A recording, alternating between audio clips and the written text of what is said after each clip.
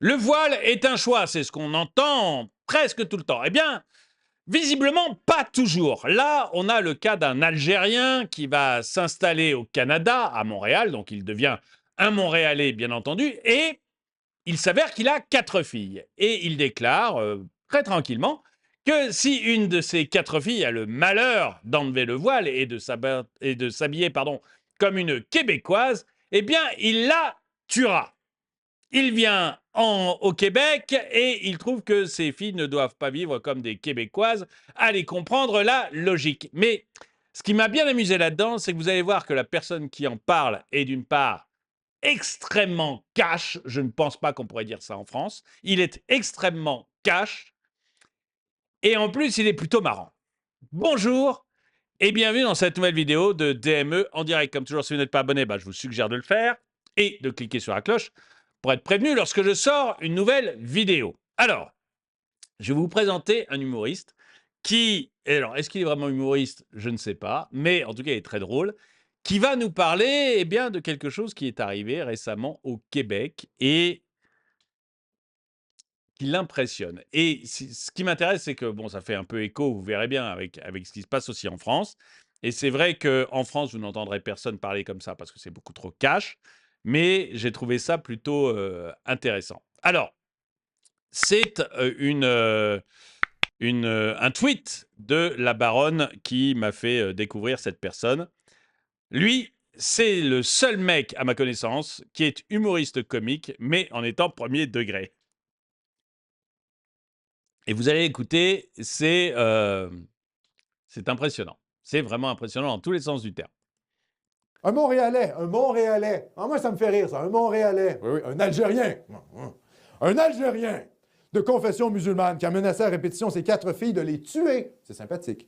Si elles osaient enlever leur voile, en plus de les avoir frappées à plusieurs reprises. Mais on n'est pas tous Québécois. Quand on met un pied au Québec, on ne devient pas tous magiquement des Québécois. Le sol québécois n'est pas magique. Il n'a pas dit... et s'il les voyait comme habillés comme des catins, comme des putes. Il a dit comme des Québécoises. C'est-à-dire qu'au fond, l'Algérien vient au Québec et est choqué parce que ses filles prennent minimalement les mœurs de l'endroit où il immigre.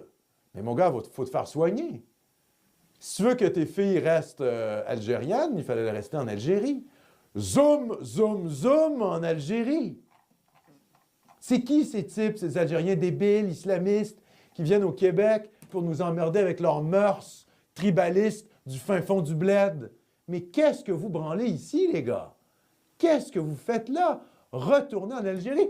Vous avez lutté contre les Français pour avoir votre pays. Les Moudjahidines algériens, vous avez fait la guerre d'indépendance. Vous avez votre pays, hein, l'indépendance algérienne, El-Istiqlal, Al-Jazair, l'Algérie. Vous l'avez, votre pays, El-Bilad al-Jazairi. Mais retournez-y. Retournez-y en Algérie et arrêtez de nous péter les couilles avec vos mœurs chariatiques du 7e siècle. C'est dingue, ça! C'est dingue, ça. Bon, c'est un peu... Alors, on est d'accord, c'est un peu le tonton raciste de Noël. Mais il y a quand même une part de vérité. Et on peut se poser les mêmes questions en France par rapport... voilà, pourquoi venir en France si vous voulez que les gens, que vos filles gardent les habitudes du bled, quoi. Voilà, vous venez en France et elles prennent les habitudes françaises. Ça me semble assez logique. Mais bon, visiblement pas pour tout le monde. Alors moi, j'ai trouvé ça plutôt drôle. Évidemment, je ne peux pas reprendre tout ce qu'il dit, mais j'ai trouvé son influence plutôt drôle. Je vous ai mis un lien dans la description pour que vous puissiez aller voir sa chaîne parce que il fait plusieurs textes comme celui-là et c'est plutôt pas mal. On va voir et dites-moi si vous pensez qu'effectivement il y a un lien entre ce qui se passe au Québec et ce qui se passe en France et si vous trouvez quelques relents québécois. Alors c'est vrai que le fait qu'ils le disent avec l'accent, ça rend aussi les trucs beaucoup plus drôles. Mais bon, voilà. Un Montréalais. Ah oui, oui, celle-là est pas mal aussi. Alors, je vais le faire écouter aussi, où il parle encore de l'Algérie. Algérie. Les gars, ils foutent les Français hors de leur pays, Ils retournent en France, hein? Ils s'en vont en France dans le drapeau algérien. Oui, l'Algérie. Ça va, quoi, les Algériens. Vous avez votre pays. Après, si vous avez une élite corrompue, népotique en place, c'est votre problème. C'est pas la faute des Français, là. C'est vous qui êtes un peuple népotique qui préférez les bacs chiches plutôt que bosser. Alors, l'élite corrompue et népotite, on ne peut pas dire ça. Là, évidemment, il va trop loin. Le président a encore été réélu avec 95% des voix. On voit bien qu'il n'y a aucune corruption et aucune manipulation des urnes. 95%, c'est que les Algériens l'adorent. On peut pas laisser comme ça dire des choses négatives sur le président algérien qui vient juste d'être réélu triomphalement. Triomphalement, il faut bien le dire. Et quelque chose me dit qu'il sera réélu triomphalement jusqu'à sa mort, un peu comme le précédent, quoi. Ah! Et vous asseyez sur votre rente pétrolière par une élite corrompue. C'est votre problème à vous, les Algériens. Pas la faute des Français, pas la faute des Américains, pas la faute des Israéliens. Vous êtes responsables. Mais ça, les peuples arabo-musulmans, en général, ne sont pas capables de prendre leurs responsabilités. C'est soit la faute des coloniaux, hein. Ah, c'est les colonisateurs, les Français, les Anglais, les machins chouettes, ou les Juifs. Ah, c'est la faute d'Israël. Non, non, non, non, non. C'est votre faute. Vous êtes responsable de votre situation. Et c'est très bizarre d'avoir voulu foutre les Français dehors pour bâtir votre République algérienne, pour ensuite courir, hein, aller là, vers traverser la Méditerranée pour aller vite souscrire, souscrire là la CAF, la Caisse d'allocation familiale, et puis au service aux soins de santé français, payé par le bon petit contribuable français que vous traitez de raciste. C'est bon quoi les Algériens? Ça va! Pas de pitié moi pour ces peuples-là. Ils ont leur pays les gars. Ben ouais. Ils ont leur pays. Les Moudjahidines algériens. Ils ont égorgé les Français, ils ont égorgé les pieds noirs. Ils ont fait un nettoyage ethnique des Blancs. Hein, des Européens en Algérie. Vous l'avez, votre pays. Ah, vous l'avez. Restez-y. Voilà, construisez-le. Bonne chance, les gars. Bonne chance. Donc voilà. Bon, évidemment, c'est outrancier, etc. Il y a peut-être un fond de vérité. Je sais pas, dites-le moi dans les commentaires, mais il y a peut-être... Vous savez, Coluche disait... La France et l'Algérie ont divorcé et visiblement, c'est la France qui a eu la garde des enfants. Bon, c'était Coluche. Hein. Y a peut-être un fond de vérité. Je ne sais pas quoi en penser. Vous me direz. Poursuivre le principal intéressé, c'est ici. Ah oui, alors donc c'est Alexandre Cormier-Denis. Voilà, et bon, je mets un lien dans la description vers ce compte Twitter. Comme ça, vous pourrez aller le voir parce que, bon, je ne sais pas si toutes ces vidéos sont bonnes, j'en ai aucune idée. J'ai vu que c'est de là. Elles m'ont plu, j'ai trouvé ça marrant, l'accent en plus est merveilleux. Le gars est outrancier, d'accord, mais bon, voilà. François Morel nous dit « Rien à corriger, Réa, il est génial ». C'est cash, je le vois bien sur le plateau de Radio France et France TV.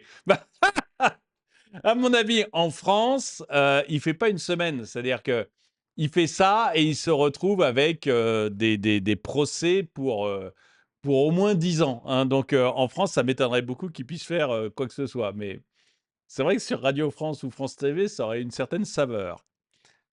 C'est l'oncle raciste que j'ai jamais eu. Zoom, zoom, zoom. Mais c'est qui, quelle émission? Donc, je le rappelle, c'est Alexandre Cormier-Denis. Une dinguerie. J'en veux un à Noël. L'oncle le raciste de Noël, c'est un peu ça. Je confirme. Tellement vrai, tellement bon. C'est simple pour tous, mais pas pour eux. Bah, ça, je ne sais pas. C'est violent, mais véridique. Je suis assez d'accord. Hein. Il y a un fond de réalité dans ce qu'il nous dit. Je ne sais pas si... Voilà, mais c'est vrai que c'est violent quand même aussi. Hein. Donc voilà. Alors là, il a fait une autre vidéo, mais je ne l'ai pas regardée. Et ça dure 9 minutes. Donc je ne vais pas vous passer une vidéo de 9 minutes. Je vous engage à aller écouter ça. C'était « Pourquoi il faut armer l'Ukraine ?» Donc, je vous engage à aller regarder pourquoi il faut armer l'Ukraine sur la chaîne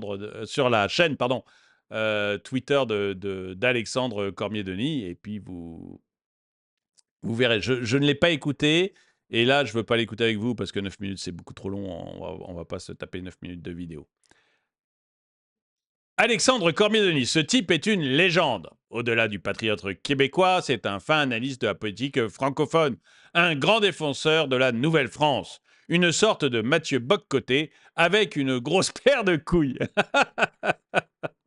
Un régal. Je le vois trop ministre de l'Intérieur, ce serait du pur bonheur.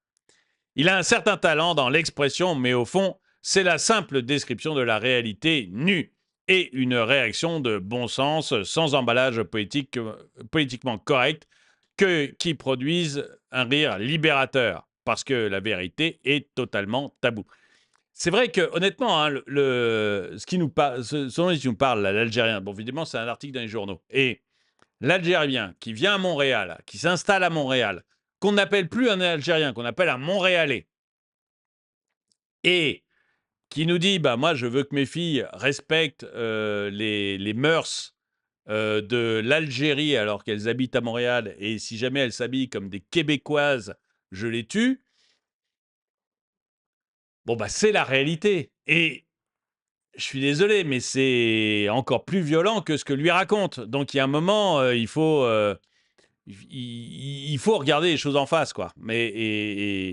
Combien en France? Combien nous font ça en France? C'est une vraie question, quoi. Il est excellent, il a raison. Simplement raison.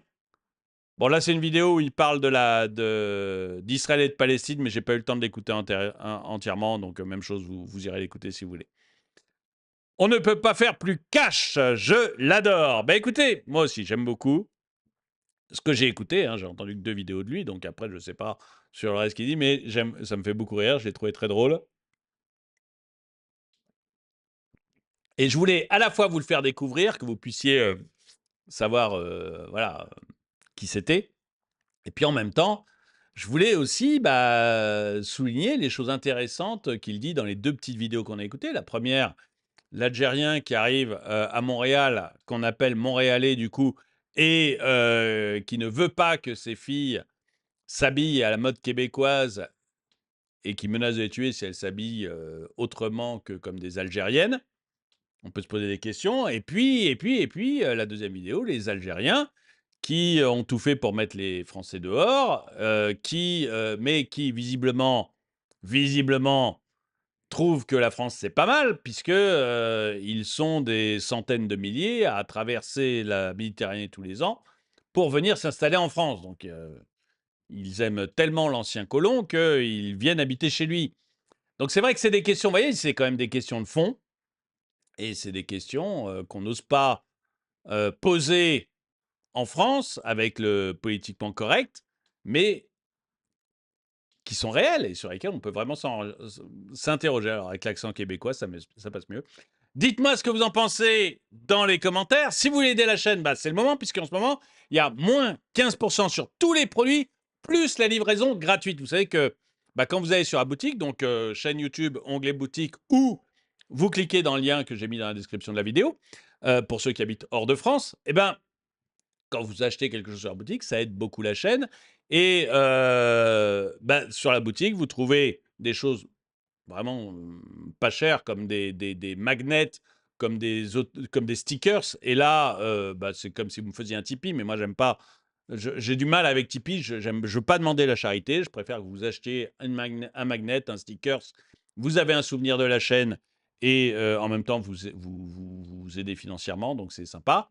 Et puis sinon, vous avez aussi des mugs comme celui-là, la Fuera. Vous avez des polos comme celui-ci. Je vois qu'il y a de plus en plus de gens qui achètent des sweats, qui achètent des pantalons de jogging. Il y a des casquettes, il y a des produits même pour les bébés comme des bavoirs. Il y a 90 produits différents, donc vous trouverez nécessairement le produit qu'il vous faut et celui qui vous fait plaisir. Et en même temps, ça aide la chaîne. Je vous le répète en ce moment, moins 15% plus la livraison offerte. Donc c'est vraiment le moment. Allez-y, profitez-en, ça aide la chaîne.